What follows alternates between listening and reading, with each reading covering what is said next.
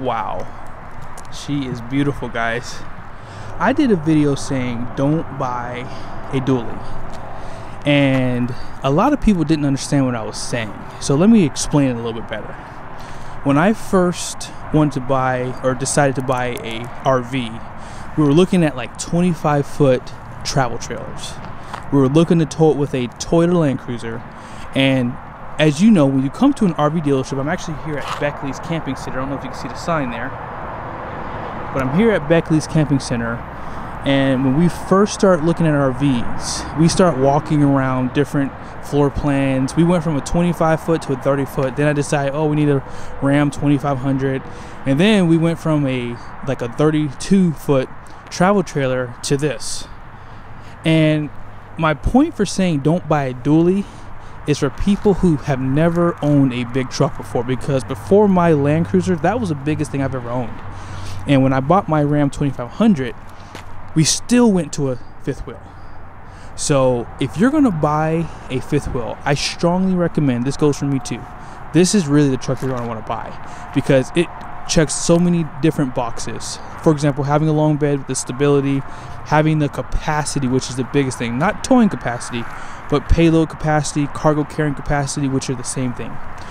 So if you're in the market, you're gonna probably get steered to buy something this big. But if you don't want to drive a truck this big, because there's a lot of drawbacks to owning this truck, I strongly recommend you decide really quickly on what size trailer you're going to buy, because if you're going to buy something like this, you're probably going to buy something like this too. So that was really the point I was trying to make in that video. Was I'm not saying tow big trailers with single rear wheel trucks. I don't believe that you should do that, because there's a lot of single rear wheel trucks that can't be, you know, mated together with a good fifth wheel, because there's just so much pin weight, especially when you consider the dry pin weights can increase by, you know, 3%, 4% in some cases. So this video is about just kind of showing you this suspension. I've never had a chance to test a high output suspension. Now, if you don't know, the high output does have a additional leaf spring. So if you get a standard output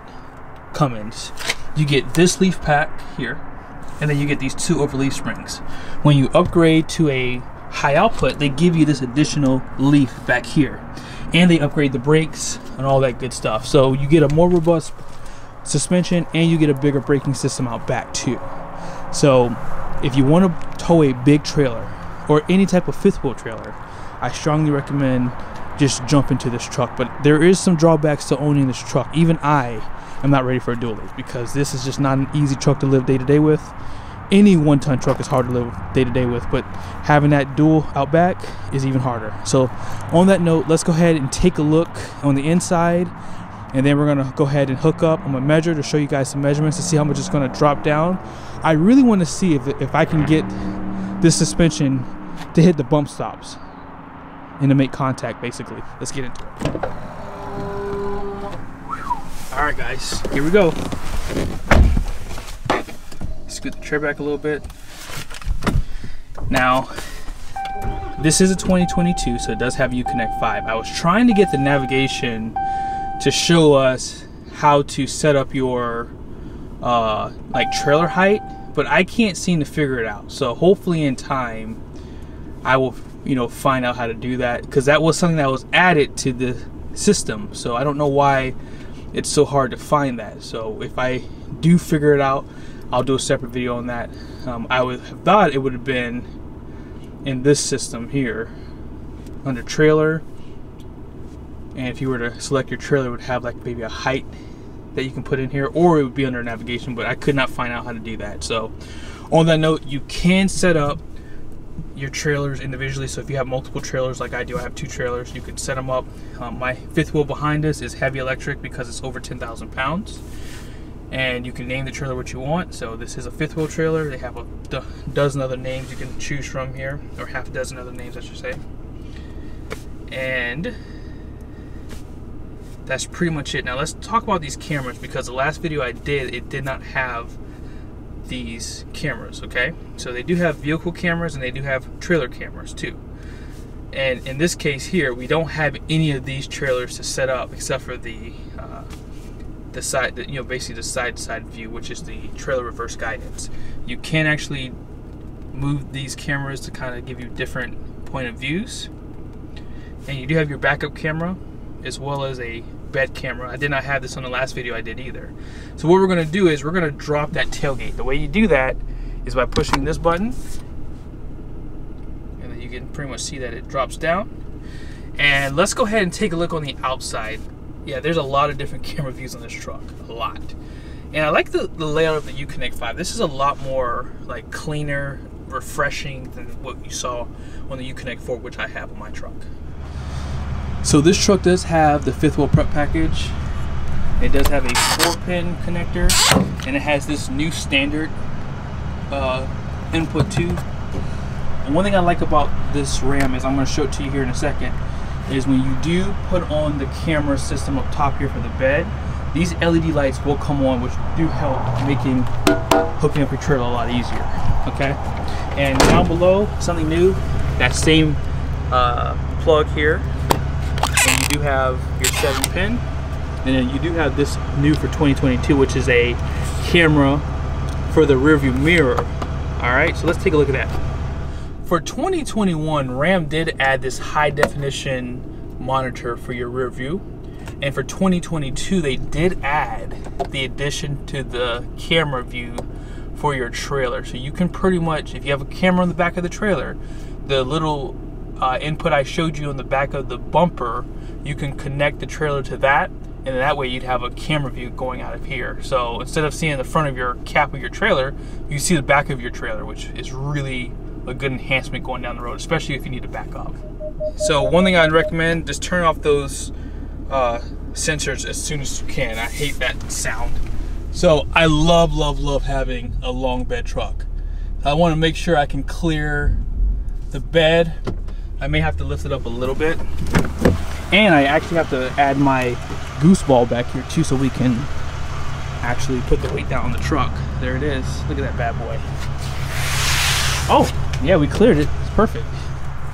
I actually had a Chevy Silverado. I think it sits probably a little bit higher than the Ram does. So let's go ahead and put the goose ball in. I strongly recommend, if you can get that side step, it makes life so much easier, because then you have to kind of go butt first in the back of your truck like this. Luckily I'm a little tall, so it's easy for me to kind of sit up in here.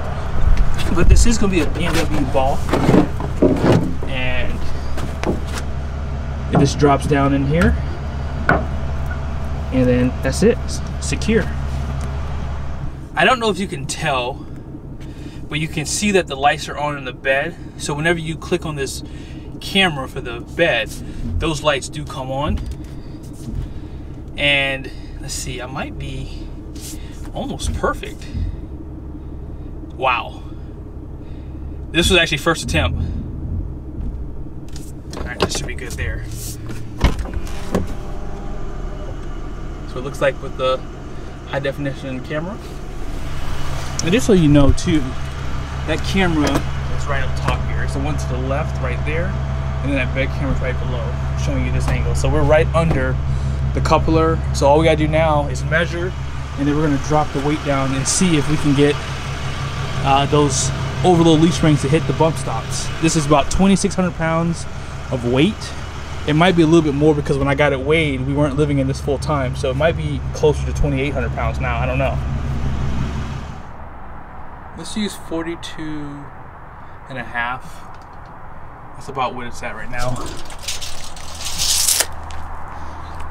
All right. Let's go ahead and drop the weight down and see how much it's gonna squat.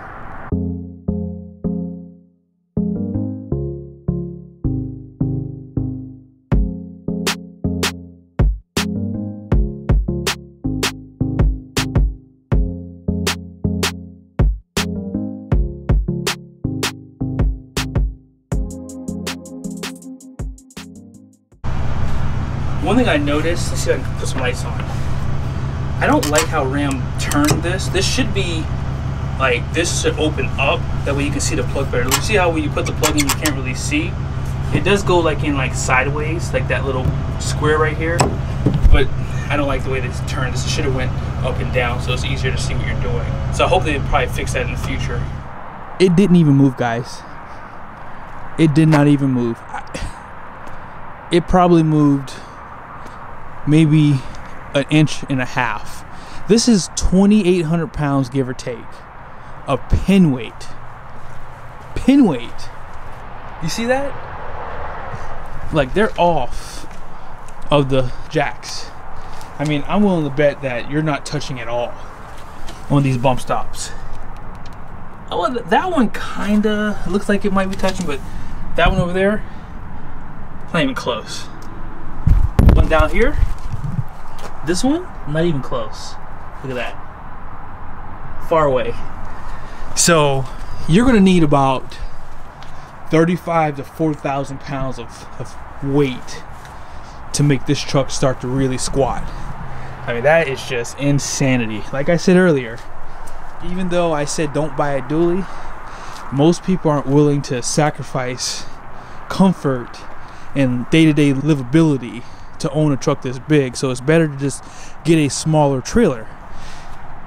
I don't mind towing this with my single rear wheel truck. I do notice that there's some times where you hit something in the road, or you know, if you have to like hit your brakes, you can tell that having a single rear wheel truck is not as advantageous as having those extra tires. But other than that, let's go ahead and do the measurement, and then I'm going to show you guys the numbers on the door, and then I'm going to put the numbers in a spreadsheet, and then that'll pretty much effectively end this video. All right, so what is the damage? All right, so straight down, we are at 40 and 9/16. I don't know how to do that math in my head. 40 and 9/16. I don't even know what the number was before, but I'll put it here in the video because I can't remember. But yeah, it didn't drop really.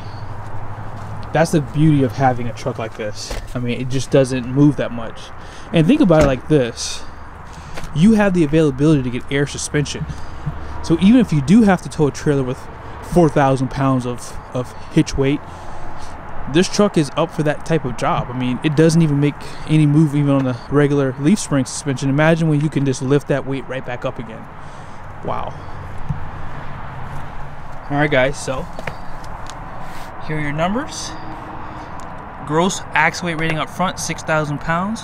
The gross axle weight rating in the rear, 9,750 pounds, with a gross vehicle weight rating of 14,000. Normally, if you get a long bed single rear wheel, it'll be 12,300 pounds for the gross vehicle weight. The gross axle weight rating in the rear is going to be 7,000 for a single rear wheel. All in, you have 5,291 pounds of payload capacity. And this truck has a good bit of options on it. I mean, look at the, seats. It has leather seats, carpet. I mean, it's loaded up. It has a spray and bed liner. I mean, this truck is not base. And the only thing it's missing is like a sunroof and a few other things. But apart from that, I mean, this is as heavy as it's going to get. And you still have so much capacity despite that. So your passengers, your cargo, if you want to get a bigger fuel tank, which if you're ordering a Ram truck, you better get that 50-gallon tank under the truck. I mean, you might be able to get by with just that. But if you want more fuel, you can obviously get one in the bed too. You still have the space because it's a long bed. This is just a good way to go if you're planning on buying a truck, just my opinion, especially if you want a big trailer like this. But on that note, let's go ahead and put the numbers in the spreadsheet, and then that will effectively end this video. Before I show you this spreadsheet, I want to show you some of the numbers for the truck. Now, you just saw the payload on the truck. If you do have the VIN number for a specific vehicle you're looking at, Ram does allow you to put the VIN number on their website, and you can look it up this way. So you just saw the payload was 5,291 pounds. It shows 5,290 online, and they're showing a max towing capacity of 34,290 pounds. Now let's take a look at the gross combined weight rating and a few other things. So here is the towing guide for the Ram trucks. You can find this on their website. Now down below, this was a high output. It was equipped with a 410 axle. Now this is based off of a tradesman, so the numbers could be lower for a Laramie. But the gross combined weight rating, this is all we really need. I just want to show you how I got this number. It is 43,000 pounds. So let's go ahead and take a look at my Keystone Cougar really quickly. My fifth wheel is 40 foot long, 8 feet wide, and so it has a height probably just over 13 foot because I do have the optional AC unit. But one thing I want you guys to take note of is the weights here. So it shows an advertised dry hitch weight, no propane, no batteries, at 1980. Now if you divide this number into the dry weight, that should give you a number in the 17% range. So 17% is what they're using, so just keep that in mind when I go over the spreadsheet for you. I did two similar videos to this one on a 2022 Ram 2500 Cummins and a 2022 Chevrolet 2500 gas. I use the same spreadsheet, the same numbers here, so if you would like, go back and watch those videos so you can see how all three trucks compared. Now, one thing I want you guys to take note of is, in order to get a curb weight, you have to take the gross fuel weight rating and subtract it from that payload, which is that yellow sticker in the door jamb, and that gives you that curb weight. So we've already gone over all the numbers here for this truck. For my trailer, I'm going to probably assume my number is a little bit higher. I did weigh it before we went full time, and the number I got for the hitch weight was 21%. So I'm going to use 21% of the loaded weight, which is where I believe it's at right now. Last time I got it weighed, it was like 12.5 or 12.3, somewhere in there. But check out my passengers with my wife and my kids and myself. This is where we are. I put the cargo at about this here. It's probably not this high for me. I don't have a hitch in the back of my bed. I use a gooseneck, as you guys saw in the video. And all in, this truck has an available payload with my passengers and my cargo of 4,546 pounds. That is a good feeling. Now, if you take 21% of 13,450, that's going to give you 28.25. Okay, so even with having almost 3,000 pounds of pin weight, you still have basically just under 2,000 pounds of available payload. So if you want to get that extra fuel tank, go ahead and do it. If you want to get some aftermarket equipment for your truck, like a bush guard or something heavy, you have enough payload capacity to do it on this truck. If you are looking at a truck like this, like mine, for example, I have a Limited. My Limited has 3,759 pounds of payload. I'll do a video with this, with my truck getting weighed with it full time, so stay tuned for that video. But you really want to make sure you have more than enough capacity. Like, even with the way I have my truck loaded with my passengers and my cargo, this is about what it is. So take note, if I were to put this up to 3,500 pounds, I mean, looking at a big fifth wheel toy hauler, you still have 1,000 pounds left over with your cargo, with your passengers. So if I wanted to get a dually, I would have more than enough. If you take 4,000 pounds, which is typically about where trailers level off at. There are some that do have higher hitch weights than this, but I would say about 4,400 pounds is about where I've seen the highest at. But if you're going in this size trailer, it's probably 20,000 plus pounds. You probably want to start looking at a cabin chassis, like a 4,500. Because they're going to obviously have a bigger number there. They have a GVW, I believe, of like 16.5. But on that note, I hope this was helpful. I have some more videos coming, not similar to this, but I have a good one coming on a GMC Sierra. I'm going to post that one for the end of the year. Be on the lookout for that. And I towed it, this trailer up 6% grade. It was a 2020, it was a used truck, so I had a chance to tow with it. So I hope this was helpful. Be sure to like the video, subscribe to the channel, and I'll see you guys soon.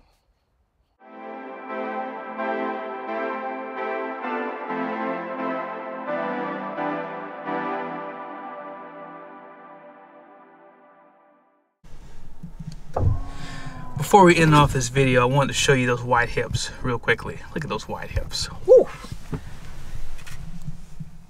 Don't get any better than that, guys. Ha ha ha! See you in the next video.